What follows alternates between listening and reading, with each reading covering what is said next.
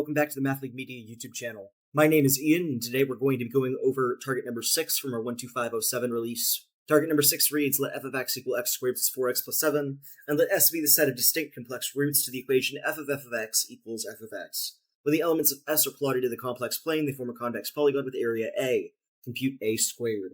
Now, first of all, notice that f of x is a polynomial with degree 2, and the coefficient of x squared is 1. So f of x is going to be a polynomial with degree 4, which means that S is going to have at most 4 elements.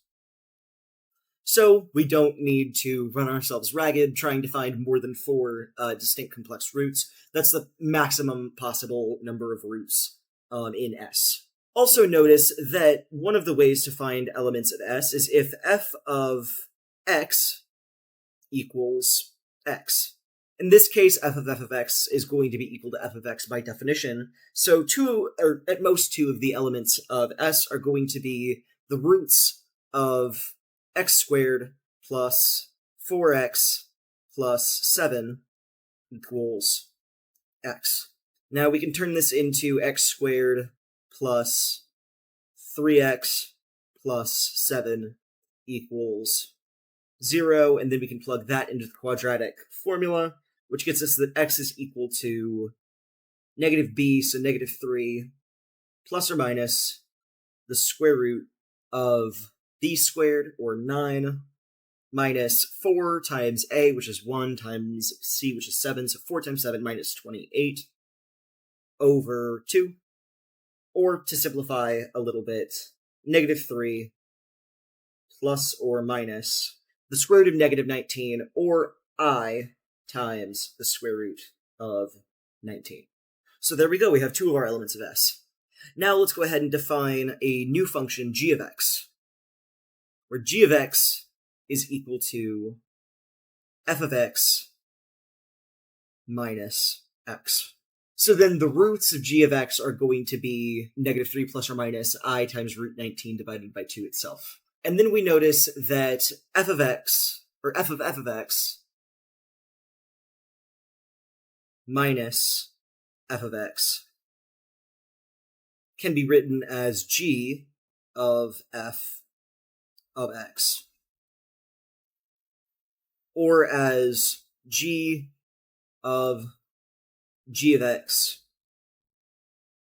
plus x. And g of x is going to come out to g of x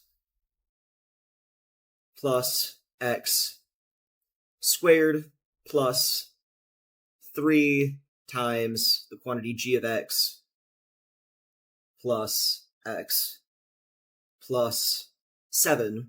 And then manipulating this further, we can eventually factor out a term of g of x, and this turns into g of x times the quantity x squared plus 5x plus 11.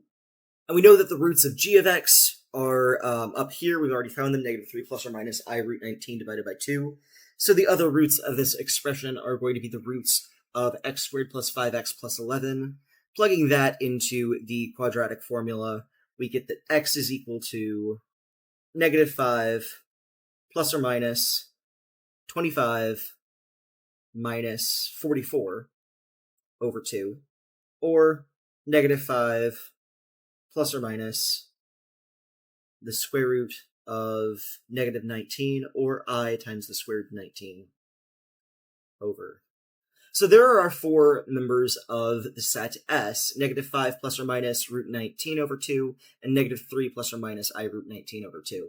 And then notice that these 4 roots are going to form a rectangle in the complex plane with a height of root 19 and a width of 1.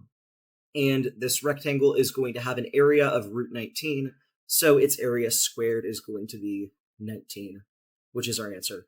Thank you very much for watching. This is Tim. Hope you're enjoying our videos. If so, you know what to do: like, subscribe, turn on notifications, all that sort of thing. But what I'd really want to invite you to do is to send us an email at media@mathleague.org. Tell us which problems you'd like to see us cover next in our video series. Take care and see you in the next video.